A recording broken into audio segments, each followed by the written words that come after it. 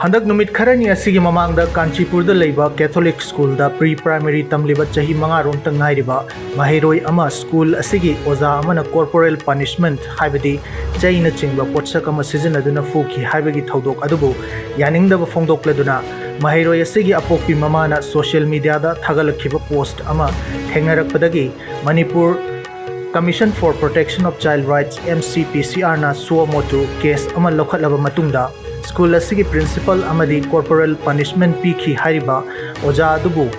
समन तौदुना मखोइगी ओइबा वाफमसिंग थमदुना सेंगदोरकनबा खंगहनख्रे हारिबा समन असि ngarang MCPCR गी member secretary Robert खेत्रीमयुमना स्कूल असिगी प्रिंसिपल दा थाखिबनी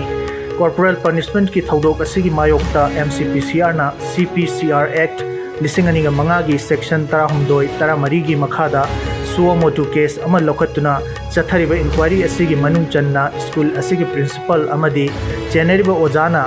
था असिगी तांग मापल की नुंथिल पुंग अमा ताबा मतमदा directorate of social welfare building की अहुम सुवा फ्लोर दा लेरिबा MCPCR की ऑफिस दा लाक्तुना मखोइगी ओइबा वाफमसिंग थमगदबनी करिगुंबा हाइरिबा पुंगफम असिदा लाक्तबा तारगदी सिविल कोर्टना कमीशन असिदा पीरिबा पावर की मतुंग इन्ना वारंट इशू तौरगनी कॉर्पोरल पनिशमेंट न मरम ओइरगा महिरोय सिंगी मरक्ता सुसाइड अमदी लॉन्ग टर्म ट्रॉमा न चिंगबा केस कया थोलकपदगी नाक्थोकनबा होनबगी सरुक अमा ओइना